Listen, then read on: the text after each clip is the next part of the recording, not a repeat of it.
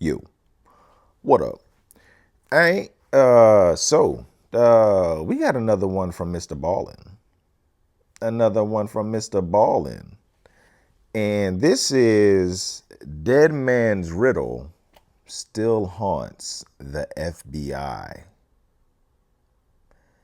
Dead Man's Riddle Still Haunts the FBI. Dead Man's Riddle? So this is a riddle. Nobody solved this riddle. Just like a deadly riddle or like a what kind of riddle?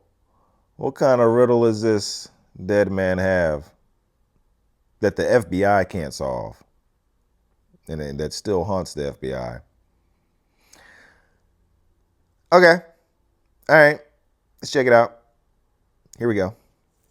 Did you know that the FBI has a world-class code-breaking team? Basically, their job is to decode any encrypted evidence. So imagine coming across a piece of evidence that appears to have secret messages embedded inside of it. It's the job of these brainiacs on the decoding team to go in there and figure out what those secret messages are. Now, this decoding team is incredibly good. But periodically, they do run into riddles, if you will, that are just way too difficult and they can't figure them out. And Unbreakable when this happens, codes. they will often appeal to the public and say, hey, anyone out there, if you can solve this riddle, let us know. And so today's story will involve one of those types of impossible riddles. And if you stay till the end of the video, you'll actually see the mystifying evidence. And I'll show you where you need to go online to literally help the FBI solve this riddle. But before we get into that story, if you're We can help solve the riddle. Dark and mysterious, delivered in story format, then you come to the right place because that's all we do, and we upload once a week.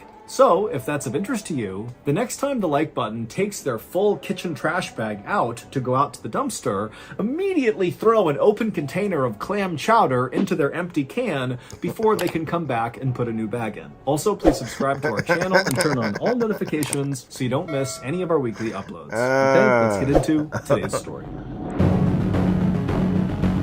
Okay. We can help solve this riddle. Riddle me this. The Riddler?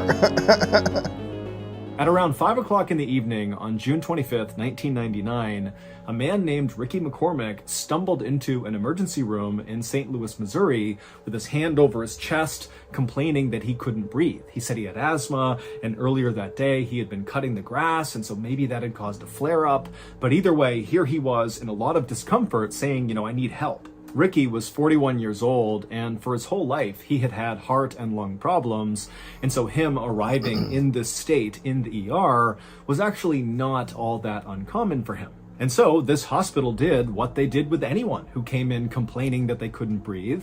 They immediately took Ricky to a back exam room and they hooked him up to all these monitors to make sure his heartbeat was steady and that his oxygen levels were plenty high. And once Ricky was in the exam room getting hooked up, he started acting really agitated and he kept looking around the room like he was scared that someone was going to jump out at him. And he was also sweating profusely, and whenever he did speak, he spoke so quickly no one could really understand him. But despite Ricky's odd behavior, the heart monitor showed his heart was beating steadily, his oxygen levels were perfectly fine, and when the doctor came in and examined Ricky, even though he clearly saw that something was off about Ricky, there wasn't any sign that there was anything physically wrong with Ricky. And so the doctor and the nurses agreed that whatever was going on with Ricky had to be psychological. And as it happened, Ricky did have a long history of psychological issues. He was known for making things up all the time, just telling people these crazy stories about himself, like how he was this talented singer and he was about to go on tour, or that he was actually Prince? a prince, Not a or that real he was photo of studying Ricky. to be a doctor. That's Prince. I mean, things that nobody thought was true, but Ricky would say as if this is just common knowledge. This is who I am. And so Ricky's family for the longest time had just assumed that Ricky was either bipolar or maybe schizophrenic. Those are both serious mental health disorders that totally disrupt normal thinking. But Ricky, despite being encouraged by his friends and family to go get help, never got help for any of his psychological issues. And so Ricky's life had kind of gone off the rails. He had dropped out of high school and not gone back to any sort of schooling, and he had spent some time in jail. Now, Ricky was living in a low-income, very dangerous part of St. Louis, which is a big Midwestern city on the Mississippi River that in 1999 had a very serious issue with gang violence. Ricky absolutely hated it there, but he had no way to actually leave St. Louis. In fact, Ricky didn't even have his own place. He bounced around from his mother's place, his aunt's place, and his girlfriend's place. Ricky did work, but the work was very sporadic, and it was for the most part just night shifts for random odd jobs. And when Ricky was actually working, he really just spent his time chain smoking cigarettes and drinking literally gallons of coffee. Back at the ER, Ricky, who was still in the exam room, had only been there for less than an hour when the doctor came back in and told Ricky that he was okay and he was going to be discharged. Now, Ricky immediately said, no, I have to be here tonight. I need to stay here. You need to admit me. But the doctor just kind of ignored what he said and handed him the discharge paperwork. 15 minutes later, when a nurse came back into the exam room to get this paperwork from Ricky, she would walk in and see Ricky still sitting on the exam bed, kind of fidgeting around, looking down at this paperwork on his lap that immediately she saw he had not filled out. He had just signed his name at the bottom. And when she walked in, Ricky looked up at her and he kind of shrugged his shoulders and looked at her and was like, I don't know how to read or write. Can you help me? And so the nurse immediately felt bad for Ricky. I mean, he's got dirty clothes on. He looks thin and frail. He's clearly very down on his luck. There's some issues happening with this guy, and he can't even fill out his discharge paperwork. And so she said, no problem. She sat down with him, and together they filled out his paperwork. And then afterwards, when she walked him out of the exam room back to the front of the hospital, Ricky turned to her and said, instead of going home, can you just let me stay here in the lobby just for tonight? And this nurse, who knew she was not allowed to do this, she looked around and saw it was not a busy night there. And so she said, okay, as long as you don't bother anyone, you can stay here. And so Ricky thanked her repeatedly and then walked over to the corner, kind of far away from the front desk and far away from the front door. And he sat down and folded his arms, and then he just stared at the front door.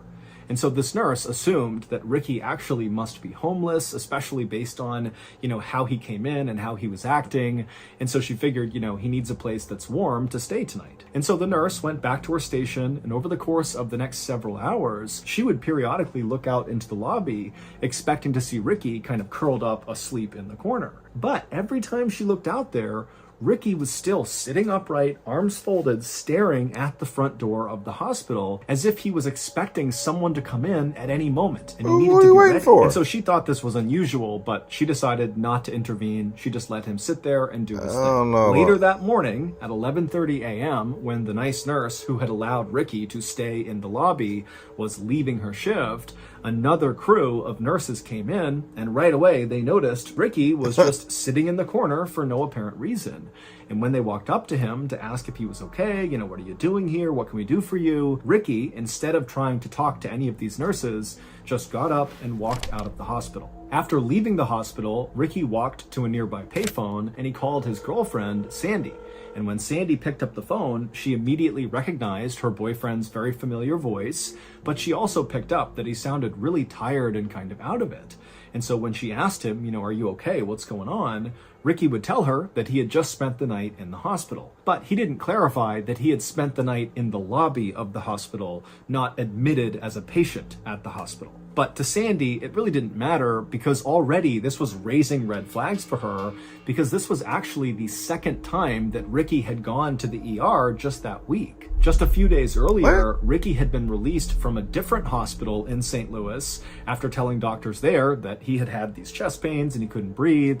And so he had been admitted for a couple of days, but ultimately they determined that there really was nothing wrong with him. And they too believed whatever was happening with him had to be psychological. And so he had been released. Additionally, Sandy had been growing increasingly worried about Ricky because over the last several weeks, Ricky had begun acting really paranoid, to the point where anytime he was in her apartment and somebody outside the apartment just walked down the hallway, Ricky would jump as if he was worried whoever was out there was going to barge in. Why is he so paranoid? But whenever Sandy asked Ricky, what's going on? Why are you so paranoid? He refused Yeah. to elaborate. So, feeling very concerned about Ricky, on this phone call, Sandy would say to Ricky, please come to my apartment and let me take care of you. If you're not feeling well, I'll make you feel better. Just please come to my apartment right now. But Ricky said no, he did not want to go to Sandy's apartment. He told her instead he was going to walk to a nearby gas station to get a bite to eat, and then afterwards he would give Sandy a call. And so the two of them agreed to this plan. They hung up.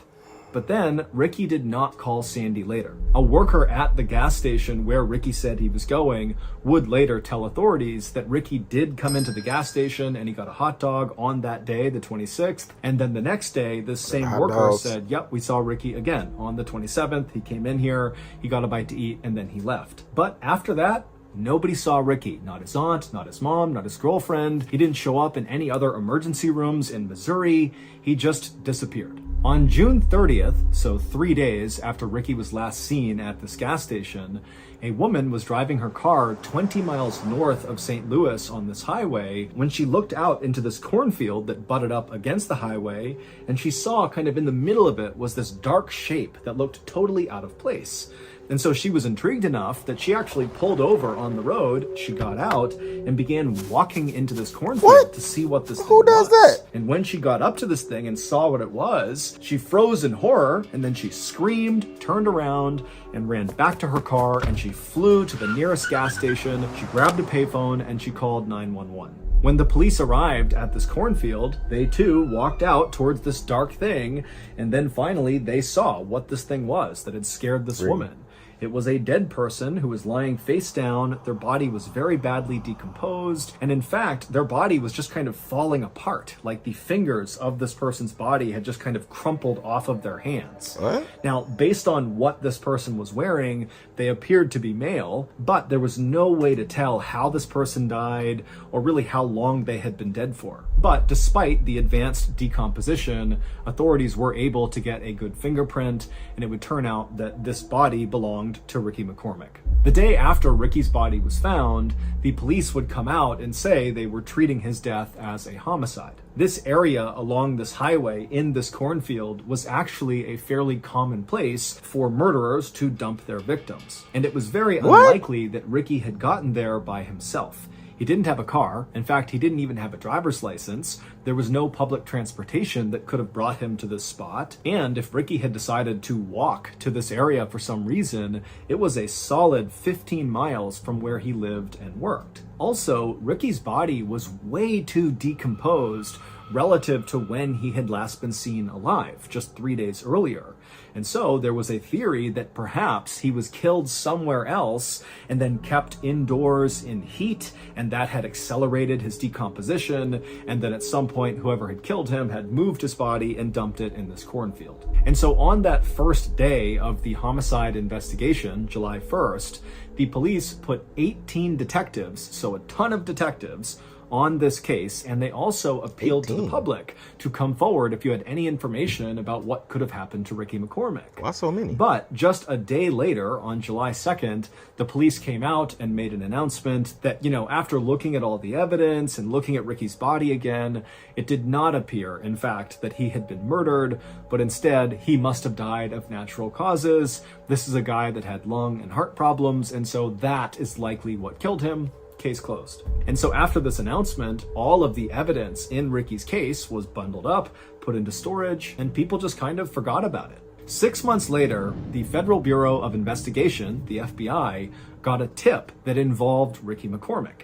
They were working on a case in St. Louis, Missouri about this major drug dealer who apparently was ordering hits on his rivals, and a confidential informant came forward and told the FBI that this guy, Ricky McCormick, had gotten wrapped up with this major drug dealer. But they didn't really know what role Ricky was playing with this drug dealer. It was just kind of a rumor on the street that, Ricky was involved somehow. This did not make any sense to the FBI because they're thinking, why would this big-time drug dealer who really was a mover and shaker in St. Louis get involved with this guy, Ricky McCormick, who was obviously deeply mentally ill and borderline homeless? I mean, what role could Ricky play for this drug dealer?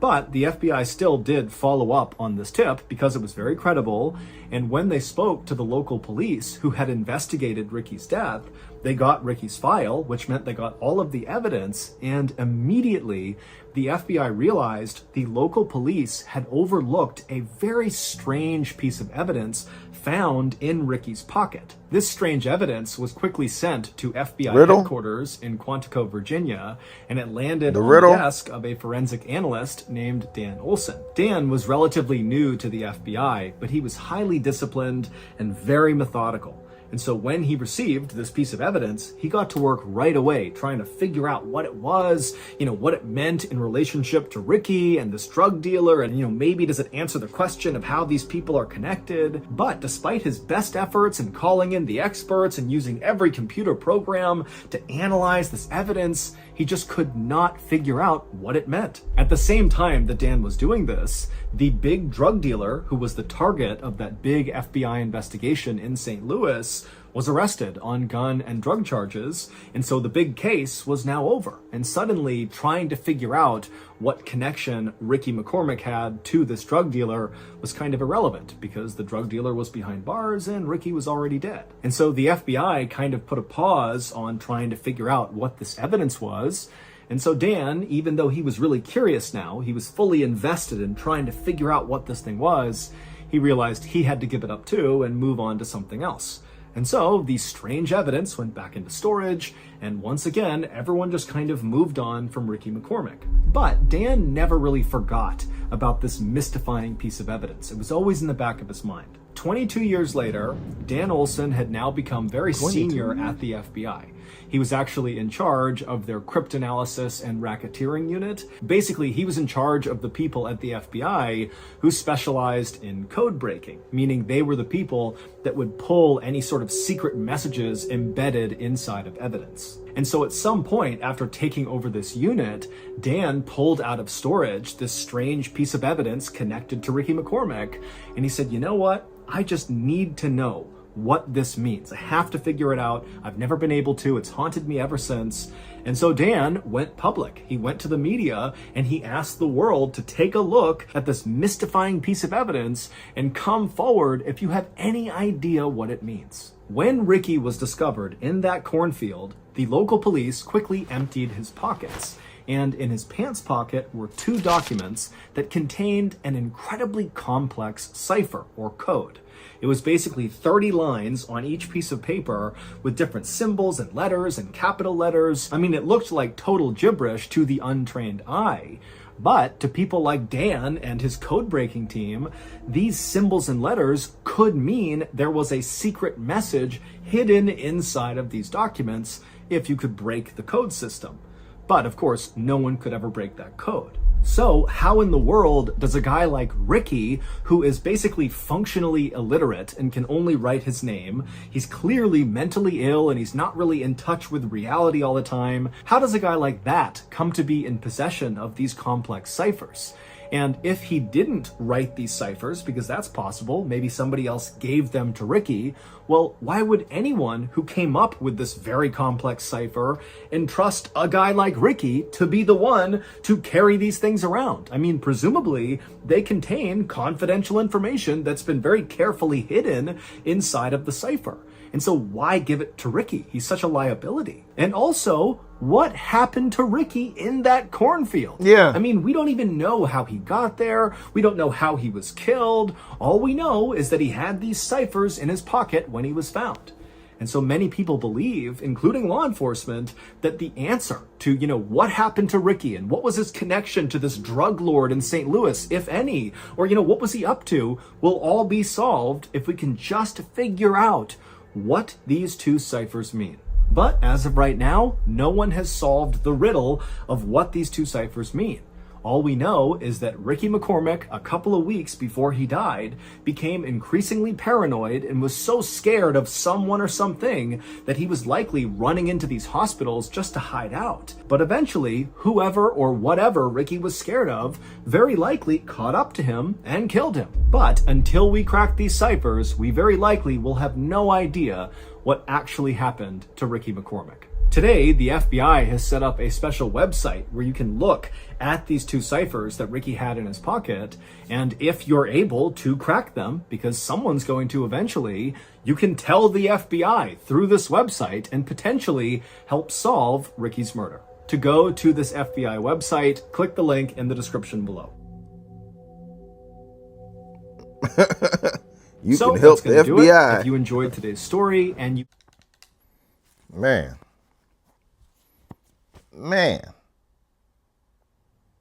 What happened to Ricky? Who was Ricky hiding from, running from, worried about? Man.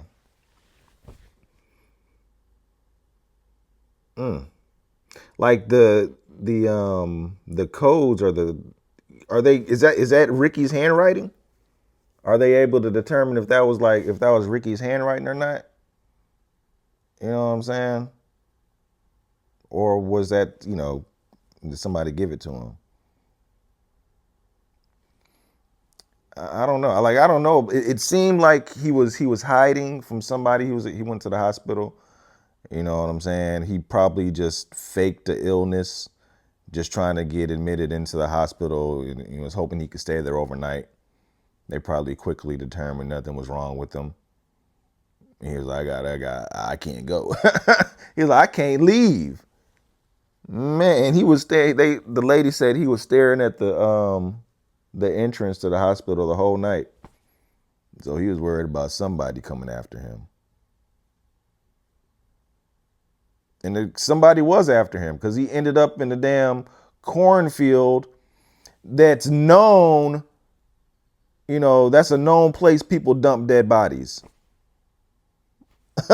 So, I mean, he didn't just end up there accidentally or, he didn't walk there by himself. He was dumped there. But I don't know, like, how did they accelerate the decomposition process? Like, how is that possible? MrBallen said they kept him in a hot place for a while, and then I don't know. That's man.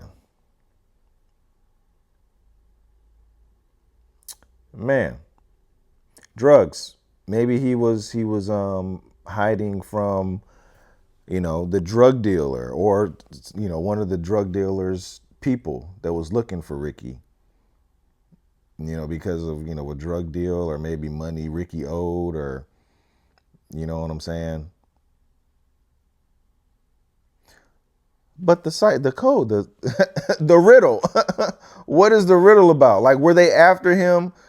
I think somebody was after Ricky, but were they after Ricky were they after Ricky because of money he owed or a drug deal, or was the drug dealers after him, or were they after him because of some information he knew that was in the riddle that he was trying to tell people, but nobody understood how to decode the riddle? I don't know. That is a mystery. That is a mystery. Not even the FBI can decode it. The whole world now, you got a website people can go to. I imagine thousands of people have tried to decode it. Is there a reward? Like, is the FBI giving a reward for the if it's decoded? I don't know. But yeah, it seems like Ricky was I think, didn't MrBallen say that they determined that it wasn't like it was an accidental death, or because they said at first they determined that it was foul play, but then they came to the conclusion that because of his health history, his asthma and his heart condition and all that, they determined that there was no foul play. But why was he in the cornfield? Yeah, I ain't answer that. Like, I mean, damn. And it's all kind of camera. Well, I guess not cameras. How long ago was that? I don't know. That's a weird case. two big questions: what happened to Ricky, and what do the riddles mean? Is it possible that the riddle is just that the two riddles or the riddle is just gibberish? Is that possible? If not even if the FBI can't even solve it after all these years, and I imagine multiple people around the world can't even solve it. Is it possible Ricky just wrote down some gibberish and we'll never know what it that's just Ricky's language? Maybe it's only something that Ricky understands. I don't know. I don't know. I don't know. They said they closed everything down when the drug dealer was convicted and went to prison. I don't know. Maybe it's something else people are trying to hide. I don't know. I don't know. Dead man's riddle. Ricky's riddle. Ricky's riddle will probably never be solved. Damn.